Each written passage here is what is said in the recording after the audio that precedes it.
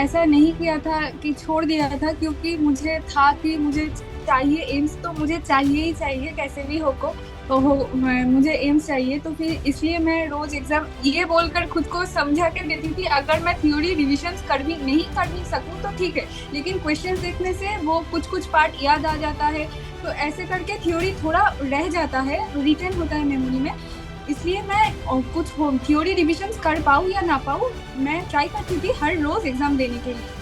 Exam से 100 questions भी हो तो 100 क्वेश्चन 100 अलग टॉपिक से बनते हैं, तो 100 टॉपिक से मुझे वो पार्ट याद हो जाएगा।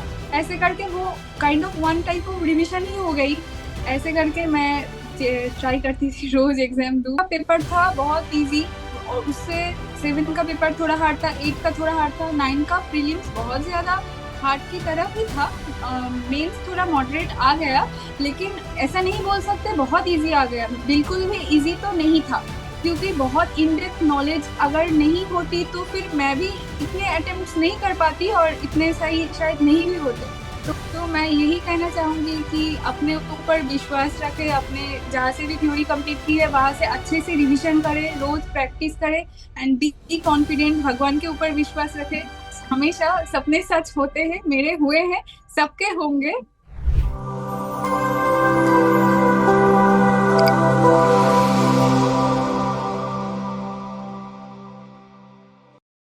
नमस्कार, एक बार फिर से आप सभी साथियों का हार्दिक स्वागत अभिनंदन टीएनसी के इस ऑनलाइन प्लेटफॉर्म पे। Myself Bhojraj Palariya, assistant nursing superintendent AIIMS Patna. एक बार फिर से इस इंटरव्यू सेशंस में आप सभी का हार्दिक स्वागत और अभिनंदन करता हूं। आज हमारे साथ एक ऐसे रैंकर्स जिन्होंने भरपूर मेहनत और पूरी लगन के साथ एक बहुत ही बड़ा आंकड़ा हासिल किया है। तो सबसे पहले तो बहुत बहुत बधाई और शुभकामनाएं अन्वेषा मंडल जी को। Thank you sir, thank you. कैसा लग रहा है इस समय? अभी तो बहुत अच्छा लग रहा है, बहुत खुशी हो रही है। मैंने कभी एक्सपेक्ट भी नहीं किया था कि इतना अच्छा रैंक आ जाएगा। तो पिछले प्रीवियस कुछ अटेम्प्ट में अच्छा नहीं हो रहा था रैंक, इस बार 14 आ गया, इसलिए बहुत खुश हूँ। माँ भी बहुत बहुत खुश है।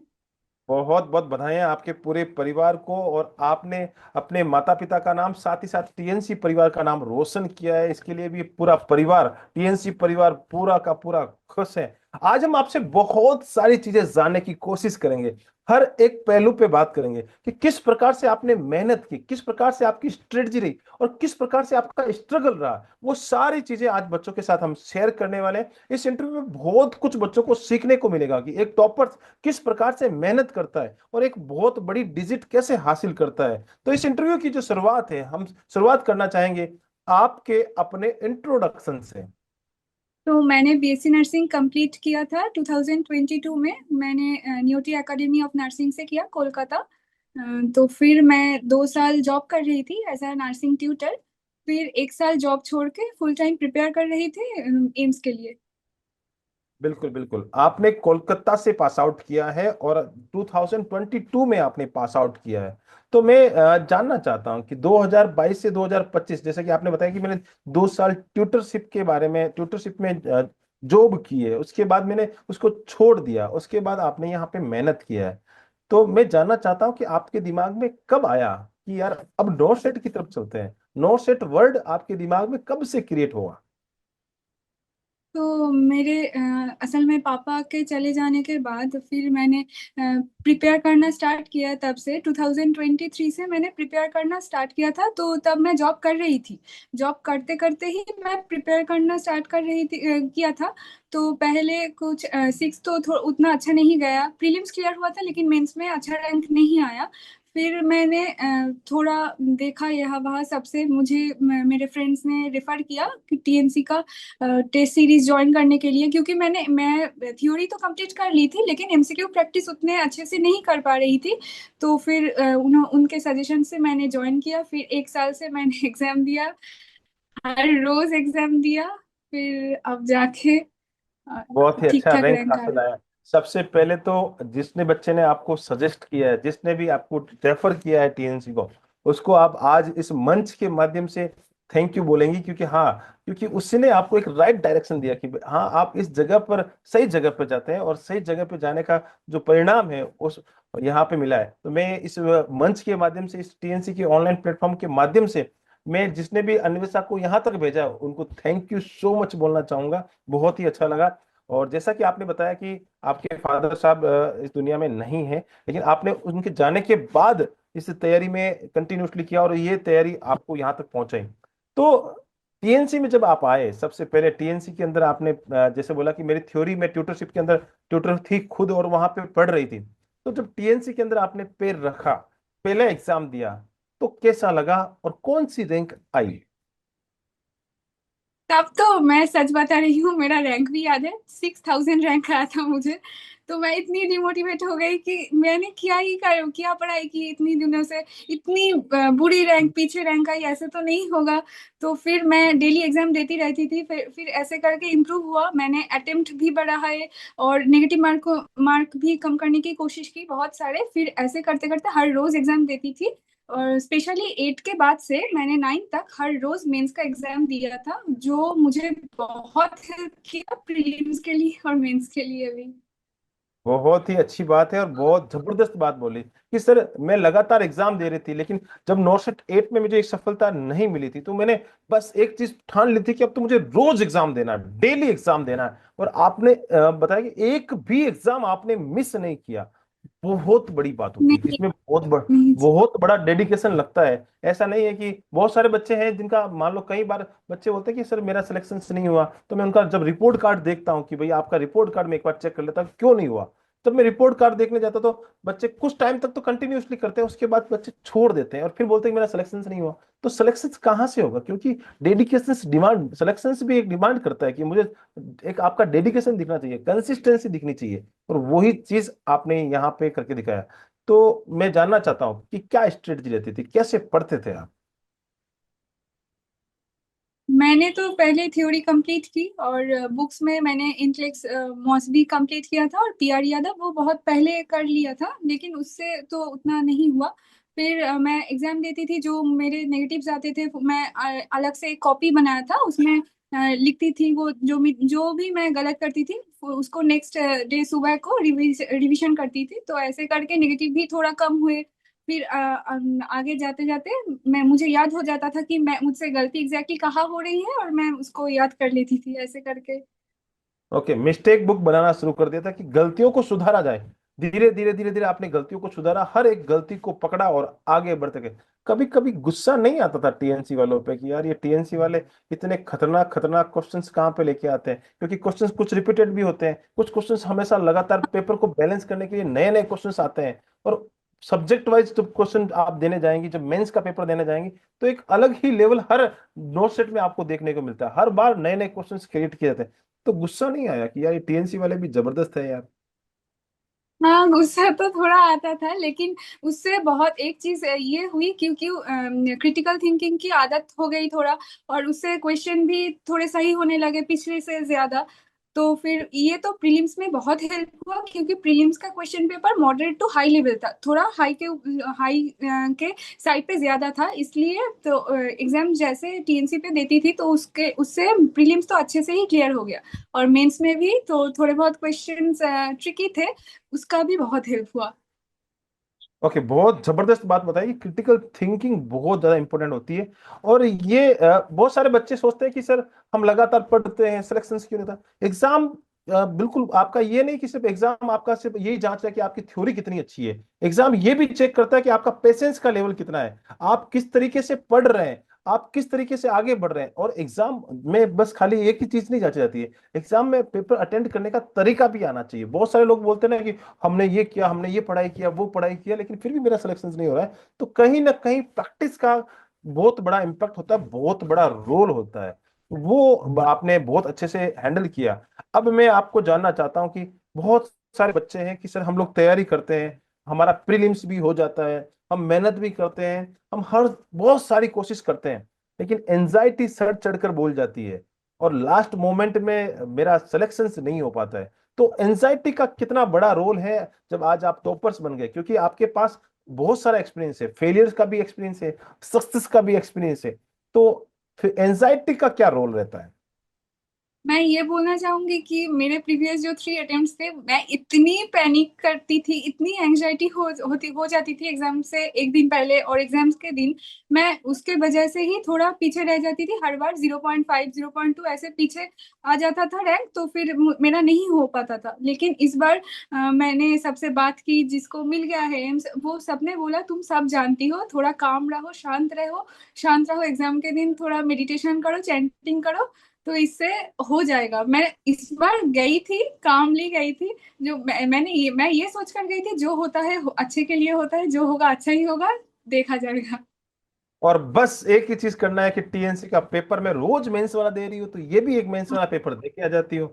तो बस आपने वही चीज वहां पे जाके की। और मैं हर बच्चों को इस अभी प्लेटफॉर्म के माध्यम से बोलना चाहता हूँ, exam solving is a art, ये कला है। इस कला के अंदर सबसे बड़ा, अगर मैदान में जा रहे हो और मैदान में जाने से पहले आप डर जाओगे कि यार मेरा होगा कि नहीं होगा, मेरा सिलेक्शन होगा कि नहीं होगा, तो एंजाइटी आपको मार डालेगी। तो सबसे बड़ी बात है, जो होना है वो होकर रहेगा। तो ये चीज करके जाएगी, बस मुझे शांति से एग्जाम में जाना है और एग्जाम में जाकर मुझे सफलता हासिल करनी है, जो आएगा वो करना है और एक सीक्रेट स्ट्रेटजी के साथ जाना है, तो 101% आपका सिलेक्शन होता रहता है। एक बच्चों का, बहुत सारे बच्चों का क्वेश्चन है जो बच्चों के साथ लगातार, जैसे कि कल हंस सर ने भी वहां पे एक वेबिनार किया था, अवधेश सर ने भी इंस्टाग्राम पे बिल्कुल लाइव आए थे, तो उन्होंने बच्चों से जाना कि बच्चों की प्रॉब्लम्स क्या है। तो उनकी सबसे बड़ी प्रॉब्लम है, sir how to control the minus marking, कैसे कंट्रोल की जाए माइनस मार्किंग।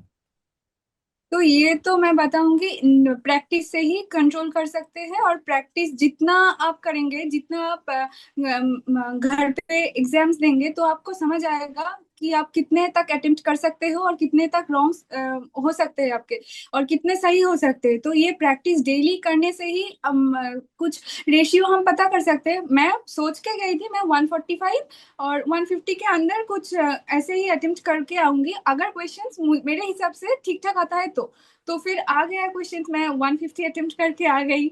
फिर तो हो गया अच्छा, अच्छे से। लेकिन बिल्कुल। पिछली बार मैंने उतने ज्यादा, ये डर से कि नेगेटिव हो जाएंगे, उतने ज्यादा अटेम्प्ट नहीं कर पाई थी। इस बार मैं वैसे सोचकर नहीं गई थी। बहुत ही अच्छी बात है कि ये रोजाना जब हम प्रैक्टिस करते हैं तो हमें खुद को कॉन्फिडेंस आता है कि हम कितना अटेम्प्ट करें, कितना हाँ अटेम्प्ट हाँ छोड़ें। हाँ। और जब ये कॉन्फिडेंस आता है तो ऑटोमेटिकली प्री माइंड रहता है कि यार मुझे इस एग्जाम हॉल में जाके इतना पेपर अटेंड करके आना है। मार्केट में बहुत सारे लोग होते हैं, बहुत सारी चीजें होती है। अब मैं आपसे कंटेंट के बारे में पूछना चाहता हूँ कि टीएनसी के कंटेंट का जो लेवल है, बहुत सारे बच्चे का रहता है कि सिर्फ मार्केट में इतने वो ये चल रही है, वो चल रहा है, ये चल रहा है। तो टीएनसी का लेवल के बारे में आपकी क्या राय है, टीएनसी के कंटेंट के बारे में आपकी क्या राय है। वो एडवांस सीरीज मैंने देखी थी, न्यूरोलॉजी की क्लास ली थी, क्योंकि मैं न्यूरोलॉजी में थोड़ी वीक हूँ। तो उससे मेरा पूरा कंसेप्ट क्लियर हुआ। मैं न्यूरोलॉजी के पार्ट के जो क्वेश्चंस आते थे उसको अच्छे से करने लगी, फिर उसको उसको नेगेटिव मार्क, उसमें नेगेटिव मार्किंग थोड़े कम आ गए। ऐसे करके थोड़े बहुत मेरे जो खामियां थी, मैं एडवांस सीरीज से कंप्लीट कर करके वो उसको। बिल्कुल, एडवांस सीरीज खामियां को सही करने का एक बहुत बड़ा तरीका है। और अभी टीएनसी ने एक बहुत जबरदस्त एक लाइव बैच लॉन्च किया है, जिसमें उसका नाम भी एडवांस यूनिक बैच में रखा है, क्योंकि हमें हर एक बच्चे की खामियां का पता करना है और उसको टॉपर्स तक पहुंचाने का पूरा काम टीएनसी कर रही है। बहुत अच्छा काम लगातार हम लोग कर रहे हैं और टॉपर्स जैसे बता रहा है कि मेरी जहां कमी रही वहां पे हमने सुधारा और बहुत आगे तक गए हैं। अब मैं जानना चाहता हूं कि हम, मुझे ये बताएं कि कौन कौन सी ऐसी बुक्स हैं जो यहां तक लाने में बहुत बड़ी मदद की है। मैंने इनटेक्स मॉसबी पूरी कंप्लीट की थी, एमसीक्यू अच्छे से की थी, 2 3 बार रिविजन्स भी किए थे। और पीआर यादव भी किया था लेकिन वो बहुत पहले किया था। और टीएनसी का जो टेस्ट सीरीज था, वो एग्जाम वहां पे डेली देती थी बस।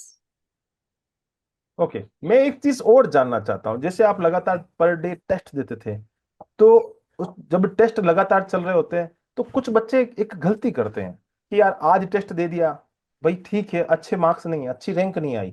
मान लो आपका भी ऐसा सिचुएशन रहा होगा कि कई बार हाँ हाँ। अच्छी रैंक आती है, बहुत अच्छी रैंक आती है, तो बच्चा मोटिवेट होता है क्योंकि उस दिन शायद हो सकता है पेपर इजी हो। और कई दूसरे दिन जब पेपर में नए क्वेश्चंस, नए कंसेप्ट, नई चीजें, हर बार परिवर्तन होता है, टॉपिक वाइज भी पेपर होते हैं, मेंस का भी पेपर होता है, तो बच्चों की रैंक पीछे आ जाती है। कुछ बच्चे उस दिन अच्छा कर जाते हैं, कुछ बच्चे उस दिन बुरा कर जाते हैं।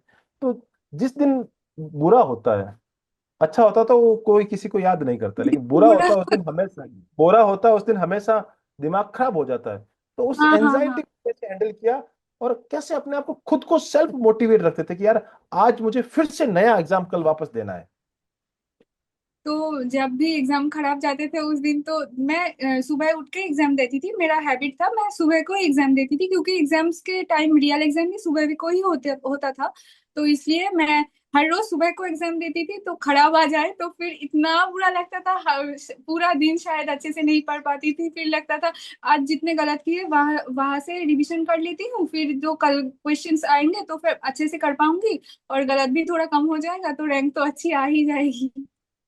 बिल्कुल, ये सबसे अच्छी बात है कि यार डरना नहीं है, कोई बात नहीं, आज खराब आई तो कल अच्छी आएगी। बहुत सारे बच्चे यही गलती करते हैं, बहुत सारे बच्चों को मैंने देखा है कि कुछ बच्चे तो ये करते हैं कि प्रीलिम्स का पेपर देते हैं, मेंस का पेपर छोड़ देते हैं, मेंस की तो तैयारी नहीं करते। तो मैं उनको बोलता कि भाई, वो एक बच्चा आज ही मेरे पास कॉल आया कि सर मेरा प्रीलिम्स में हर बार हो जाता है, मेंस में नहीं होता। तो मैंने एक बार बोला कि चलो मैं एक बार रिपोर्ट कार्ड देख भी लेता हूँ। तो उस बच्चे का जब मैंने रिपोर्ट कार्ड देखा तो प्रीलिम्स की उसने हर पेपर को अटेंड किया, लेकिन मेंस के पेपर को उसने अटेंड ही नहीं किया। तो अब ये दोनों चीजें भी अलग अलग लेवल पे, प्रीलिम्स अलग लेवल पे होता है, मेंस अलग लेवल पे होता है। तो दोनों का सिमिलरली प्रिपरेशन करना बहुत बहुत ज्यादा इंपॉर्टेंट हो गया है। अब मैं एक चीज और जानना चाहता हूँ कि आपकी नजर में, आपकी जैसे आप टॉपर्स हैं, आप बच्चे सारे बच्चे आपको फॉलो करने वाले हैं, तो मैं जानना चाहता हूँ कि क्या आप क्या सोचती हैं कि जितना थ्योरी इंपॉर्टेंट है, क्या उतना ही क्वेश्चन प्रैक्टिस इंपॉर्टेंट है? ऑब्वियसली बहुत ज्यादा इंपॉर्टेंट है, क्योंकि थ्योरी से नॉलेज तो गेन हो जाता है, लेकिन प्रॉपर नॉलेज अप्लाई करने के लिए भी प्रैक्टिस बहुत जरूरी है। क्योंकि अगर थ्योरी ही सिर्फ जानते हैं तो वहां पे जाके एकदम से कोई अप्लाई नहीं कर सकता अगर उसकी प्रैक्टिस नहीं हो तो फिर डेली प्रैक्टिस में क्या होता है, तो थ्योरी को नॉलेज को अप्लाई करने की जगह मिल जाती है। तो इसमें बहुत ज्यादा हेल्प होती है रियल एग्जाम में।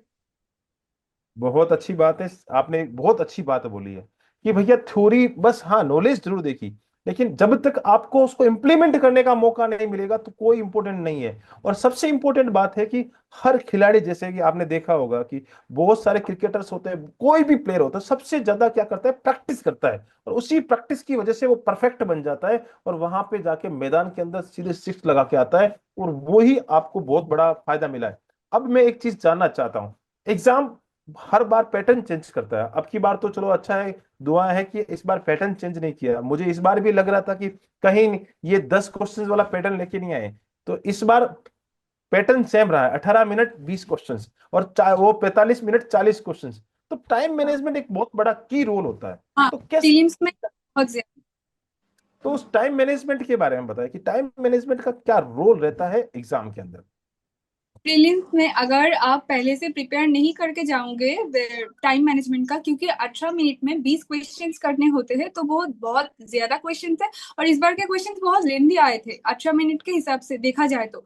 फर्स्ट और सेकंड सेट स्पेशली तो उसमें तो एक दो क्वेश्चंस ऐसे गए, मैं ऐसे देखा, ऑप्शंस देखे, मार्क करके चले आए, एक बार रिव्यू करने का वो टाइम नहीं मिला। तो फिर ये अगर प्रैक्टिस नहीं होती तो फिर मैं नहीं कर सकती थी, टू बी वेरी ऑनेस्ट। मैं अगर यहाँ पे रोज प्रैक्टिस नहीं करती, 18 मिनट में यहाँ पे एग्जाम देते तो मैं 10 मिनट में या 8 मिनट में 9 मिनट में 20 क्वेश्चंस कर लेती थी। लेकिन वहां पे जाके अब इस बार का जो प्रीलिम्स था वो बहुत लेंदी पेपर था, तो इसलिए बहुत टाइम मैनेजमेंट का प्रॉब्लम हो जाता, इसलिए मुझे बहुत फायदा हुआ तो टेस्ट सीरीज से। और बहुत बहुत धन्यवाद, बहुत जबरदस्त बात। मैं ये एक्चुअली टॉपर्स, क्योंकि मैं चाहता हूं कि ये टॉपर्स बोले, हर बात टॉपर्स के मुंह से सुनना चाहता, क्योंकि जो बच्चा आज टॉप रैंक नहीं लेके आया है, वो बच्चा ये सोच रहा होगा कि मन ही मन में ये सोच रहा है कि यार ये टॉपर्स ने ऐसा क्या करता है, मैं भी तो वैसा ही करता हूँ जैसा ये टॉपर्स करता है, लेकिन फिर भी मेरा सिलेक्शन से नहीं होता है। तो मैं आज उन बच्चों के साथ ये इंटरव्यू, बिल्कुल बी फ्रैंकली इंटरव्यू, बिल्कुल आराम से बैठ के हम एक इंटरव्यू कर रहे हैं कि यार हर बच्चे के मन की बात निकल आए। तो टॉपर्स जब बताता है तो बहुत अच्छा लगता है। कई बार ऐसा आपकी लाइफ में हुआ होगा, बहुत सारे बच्चे जब प्रिपरेशन करते हैं कि यार आज मैं पढ़ता हूँ, तो कंसिस्टेंसी नहीं बना पाते हैं। क्या क्या ये होता है कि जब मेरे साथ भी ये, मैं तो 7 साल से हम लोग लगातार टीएनसी के साथ लगातार काम करते हैं, पर डे पेपर बनाते हैं, पर डे रैंक भी देते हैं। तो हमने तो एक कंसिस्टेंसी मेंटेन करके रखी, लेकिन बच्चा क्या करता है कि आज पेपर दिया, 3 दिन फिर छोड़ दिया, फिर चौथे दिन फिर से पेपर दिया, फिर पांचवें दिन फिर से छोड़ दिया, या रोज पढ़ नहीं पाता है। तो कंसिस्टेंसी कैसे मेंटेन करते हैं, ये सबसे बड़ा क्वेश्चन है, टॉपर से जानना चाहते हैं। तो मैंने ऐसा नहीं किया था कि छोड़ दिया था, क्योंकि मुझे था कि मुझे चाहिए एम्स तो मुझे चाहिए ही चाहिए कैसे भी मुझे एम्स चाहिए, तो फिर इसलिए मैं रोज एग्जाम ये बोलकर खुद को समझा के देती थी, अगर मैं थ्योरी रिविजन कर भी सकूं तो ठीक है, लेकिन क्वेश्चंस देखने से वो कुछ कुछ पार्ट याद आ जाता है, तो ऐसे करके थ्योरी थोड़ा रह जाता है, रिटेन होता है मेमोरी में। इसलिए मैं कुछ थ्योरी रिविजन कर पाऊँ या ना पाऊँ, मैं ट्राई करती थी हर रोज एग्जाम देने के लिए। एग्जाम से 100 क्वेश्चंस भी हो तो 100 क्वेश्चन 100 अलग टॉपिक से बनते हैं, तो 100 टॉपिक से मुझे वो पार्ट याद हो जाएगा। ऐसे करके वो kind of one type of revision ही हो गई। ऐसे करके मैं ट्राई करती थी रोज एग्जाम दूं। बिल्कुल, रोज नया सपना, नया सवेरा और नया टेस्ट, हमेशा रोजाना उसी के साथ चलना। और जबरदस्त बात तो यह है कि मार्केट में हजारों टेस्ट सीरीज अवेलेबल है, ऐसी नहीं कि एक नहीं है, बहुत सारी है। कुछ लोग बस कॉपी पेस्ट में ध्यान रखते हैं, ऐसा कर दो वैसा कर दो बस, लेकिन टीएनसी ऐसा काम नहीं करती है। टीएनसी हमेशा उस एग्जामिनर के माइंड तक पहुंचने का काम करती है। हर आप देखेंगे नो सेट 1 के अंदर लेवल अलग था, 2 के अंदर अलग लेवल था, 4, 5, 6, 7, 8, 9, और मैं गारंटी दे सकता हूं कि 10 में इससे अच्छा लेवल आएगा। धीरे धीरे नर्सिंग का लेवल बढ़ रहा है, और लोग अभी तक वही जी रहे हैं, पीआर यादव तक जी रहे हैं। तो वो पीआर यादव पढ़ना जरूरी है बेसिक के लिए, लेकिन अब लेवल बदल चुका है, बहुत सारा लेवल बदल चुका है। इसके बारे में क्या कहना चाहते हैं आप? हाँ, ये सही बात है। जैसा कि 6 का पेपर था बहुत इजी, और उससे 7 का पेपर थोड़ा हार्ड था, 8 का थोड़ा हार्ड था, 9 का प्रीलिम्स बहुत ज्यादा हार्ड की तरफ ही था। मेंस थोड़ा मॉडरेट आ गया, लेकिन ऐसा नहीं बोल सकते बहुत इजी आ गया, बिल्कुल भी इजी तो नहीं था। क्योंकि बहुत इन डेप्थ नॉलेज अगर नहीं होती तो फिर मैं भी इतने अटेम्प्ट्स नहीं कर पाती, और इतने सही शायद नहीं भी होते। तो बहुत ज्यादा ही मेहनत क्योंकि लगती। आपने इतने अटेम्प्ट इसलिए अच्छे से कर लिए क्योंकि आपने सारे क्वेश्चन पहले टीएनसी के अंदर प्रैक्टिस हो जाती है, और टीएनसी हाँ, के अंदर कंटेंट, क्वालिटी कंटेंट परोस दिया जाता है। अब बच्चों को पता ही नहीं लग रहा कि इनडायरेक्टली माइंड में इतना कंटेंट, बहुत सारे क्वेश्चंस वो होते हैं जो बच्चे ने थ्योरी में देखे ही नहीं होते, लेकिन वो टेस्ट सीरीज में देखता है कि यार ये भी क्वेश्चन है क्या, फिर वो उसके बारे में पढ़ता है। जब उसको देखता है, उसका रेशनल देखता है, तो कहीं ना कहीं वो माइंड में सेव हो जाता है। तो प्रैक्टिस ही नहीं हो रही है, क्वेश्चन ही नहीं कर रहे हैं, वो बच्चा कहीं ना कहीं थ्योरी को भी साथ साथ में अपडेट कर रहा है। सबसे बड़ी बात है अपडेट कर रहा है, क्योंकि अपडेट के बिना कुछ नहीं होता है। आजकल एम्स बहुत ज्यादा अपडेट हो चुका है, पर डे नई पॉलिसीज लेके आ रहा है, पर डे नई नई चीजें लेके आ रहा है। अब बच्चा वही पुरानी पुरानी चीजें पढ़ेगा तो सिलेक्शन लेना इम्पॉसिबल हो जाता है, इसलिए बच्चे को अपडेट होना भी बहुत ज्यादा जरूरी है। एक बच्चे का कमेंट है, बच्चा ये जानना चाहता है कि टॉपर्स कितने घंटे पढ़ता था? वैसे रोज हर रोज तो नहीं हो पाती थी 10-12 घंटे, लेकिन मैं कोशिश करती थी कि 6-7 घंटे हो जाए, वो टेस्ट सीरीज टेस्ट देकर और थ्योरी को थोड़ा रिवीजन करके 6-7 घंटे, और एग्जाम से पहले थोड़ी ज्यादा पढ़ाई की थी वो 10-11 घंटे बहुत, 12 घंटे ऐसे। मतलब एक 10 घंटे की स्टडी टॉपर्स ने लगातार कंसिस्टेंसी के साथ मेंटेन की है। और बिल्कुल इतना तो पढ़ना ही पड़ेगा, क्योंकि अगर आपको, देखो सबसे बात इंपॉर्टेंट है, आप एज ए ट्यूटर थे, लेकिन ट्यूटरशिप को आपने छोड़ा क्योंकि भैया जब कुछ पाना है तो कुछ खोना पड़ेगा, तो आपने बोला नहीं भैया पहले मेरा फ्यूचर पहले सिक्योर करती हूँ। और बहुत अच्छी मेहनत के साथ आपने लगातार कंटिन्यूसली कंसिस्टेंसी के साथ चले, और उसका परिणाम टीएनसी के साथ चल के आपने ये जो परिणाम हासिल किया, उसके लिए हमें भी गर्व होता है, बहुत अच्छा लगता है। बहुत सारे बच्चे एक चीज और पूछना चाहते हैं, वो मैं लिख के लाया हूं कि प्रीलिम्स में कितने क्वेश्चन अटेम्प्ट किए, कितने सही कितने गलत? मेंस में कितने क्वेश्चन अटेम्प्ट किए, कितने सही कितने गलत? तो मेंस में मैंने 150 अटेम्प्ट किए थे, 124 करेक्ट थे, 26 मेरे गलत हो गए, और 72.08% मुझे मेरे आए हैं। और प्रीलिम्स में 84 ऐसे 84 किए थे, उसमें 15 रॉन्ग हो गए, 15 रॉन्ग हो गए, बाकी ठीक। एक्चुअली मैं ये इसीलिए बताना चाहता हूँ कि बच्चों के मन में रहता है कि मेरा गलत हो रहा, गलत हो रहा। भैया कितना भी अच्छा टॉपर से देखो, आपके सामने 14 रैंक है, 14वीं रैंक है, लेकिन फिर भी 20 गलत तो कर ही दिए। तो ये हाँ, गलतियां तो हर इंसान से होती है, तो आपको ये दिमाग में होना चाहिए कि कोई बच्चा सोच रहा है कि यार मेरे 20 गलत हो। बहुत सारे बच्चे मुझे पूछते हैं कि सर मेरे टीएनसी के अंदर सिर्फ 40 से 50% बनते हैं और मेरे 20 गलत हो रहे हैं, अब मेरा होगा कि नहीं होगा? तो उन बच्चों के लिए सीधा जवाब है कि 20 तो मेन एग्जाम में भी गलत होते ही होते हैं। हाँ। कोई उसमें डरने वाली बात नहीं है। एक चीज और जानना चाहता हूँ, टीएनसी में सबसे अच्छी चीज क्या लगती थी?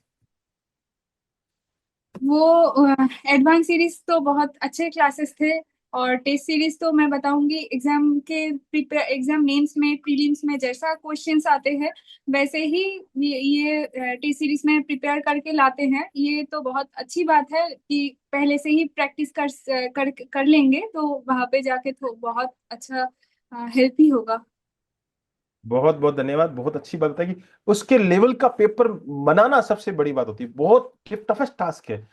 1 घंटे लेक्चर लेना बहुत आसान है, वो आराम से लिया जा सकता है, कोई दिक्कत नहीं आती। उसी 1 घंटे में मुझे ये बोला जाए कि क्वेश्चंस बनाए, नए नए उसमें से क्वेश्चन बनाए, तो ऑप्शन के साथ नए क्वेश्चंस बनाना आज की डेट में और उस लेवल का बनाना सबसे बड़ा टफेस्ट टास्क है। और बहुत अच्छा। अब मैं एक चीज और जानना चाहता, क्या आपने एग्जाम देने के बाद आपने सोचा था कि मेरी इतनी अच्छी रैंक आ जाएगी? कभी नहीं सोचा था, कभी भी नहीं सोचा था। मुझे ऐसा था कि मेरी 1000 भी रैंक आ जाए, मुझे कोई ना कोई एम्स मिल जाए, यही मेरे लिए बहुत है। मैंने मेहनत बहुत ज्यादा की थी, लेकिन एक्सपेक्टेशन कभी इतनी नहीं थी कि ऑल इंडिया रैंक 14 आ जाए, ऐसी कभी नहीं थी। ये तो मैं बिलो एवरेज स्टूडेंट हूँ, मीडियोकर स्टूडेंट हूँ, कभी टॉपर नहीं, कॉलेज में भी नहीं थी और स्कूल में भी नहीं थी। तो ये मेरे लिए बहुत बड़ी बिल्कुल बात बिल्कुल, तो मीडियम स्टूडेंट्स टॉपर्स, बिल्कुल बहुत बड़ी बात है, बहुत बड़ी बात, क्योंकि ये सब खेल प्रैक्टिस का है। लगातार आप मेहनत करते हैं, क्वालिटी कंटेंट के साथ आगे बढ़ते हैं, तो बहुत अच्छा लगता है। टीएनसी के अंदर आपकी कौन सी रैंक आती थी? हमेशा एक एवरेज रैंक कौन सी आती है और सबसे अच्छी है। रैंक कौन सी आई? सबसे अच्छी रैंक 10 में आ गई थी, और टॉप 10 में शायद 8 और 9 ऐसा कुछ था। और मेंस का जो एग्जाम मैं लास्ट प्रीलिम्स के बाद दे रही थी लगातार, तो उसमें 100 के अंदर ही रैंक आता था, कभी कभी 50 के अंदर भी, 30 के अंदर भी आया था। तो वही रैंक आज आपको देखने को मिला है कि लगातार जब आप टीएनसी के साथ मेहनत कर रहे मैं थे, अंडर 100 की रैंक। मैं सोचती थी कि इतना अच्छा रैंक यहाँ पे आएगा, अगर असल में तो नहीं आ सकता, इतना अच्छा कभी नहीं आ सकता, पर उससे ज्यादा ही अच्छा आ गया। बिल्कुल आता है, क्योंकि आप मेहनत करते हैं। जब टीएनसी में वही बच्चे लगातार मेहनत करते हैं, एक्चुअल कंपटीशन जो है वो टीएनसी के अंदर ही है, वहां से ही बच्चे निखरते हैं, क्योंकि हर बच्चा मेहनत करता है। और जो बच्चा वहां पे अपने आप को साबित कर देता है कि हाँ मैं टीएनसी में अपने आप को साबित कर दिया, तो मैं गारंटी दे रहा हूं कि वो 101% सिलेक्शन लेके निकलेगा। अब कहीं ना कहीं बच्चा, कहीं जैसे मान लो बहुत सारी चीजें होती है, एंजाइटी की वजह से रह जाए तो वो बात अलग है, लेकिन अगर वो बच्चा लगातार आराम से टीएनसी के साथ मेहनत कर रहा है और चिल होके एग्जाम देके आ जाए ना, वो रैंकर्स बनेगा ही बनेगा। बहुत अच्छी बातें आपने बताई है।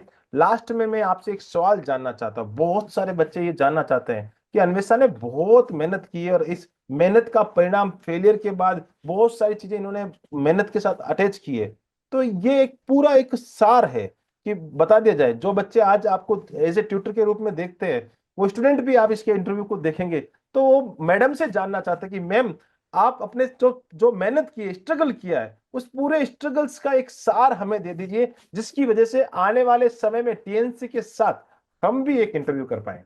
तो मैं यही कहना चाहूंगी कि अपने ऊपर विश्वास रखे, अपने जहाँ से भी थ्योरी कंप्लीट की है वहां से अच्छे से रिवीजन करे, रोज प्रैक्टिस करे, एंड बी कॉन्फिडेंट, भगवान के ऊपर विश्वास रखे। हमेशा सपने सच होते हैं, मेरे हुए हैं, सबके होंगे। तो बिल्कुल, बहुत बहुत बढ़िया बात बोली है। कॉन्फिडेंस होना जरूरी है और अपने आप पे भरोसा रखना सबसे इंपॉर्टेंट जरूरी है। और अगर आप लगातार टीएनसी के साथ मेहनत करेंगे तो श्योरिटी के साथ सिलेक्शन मिलेगा।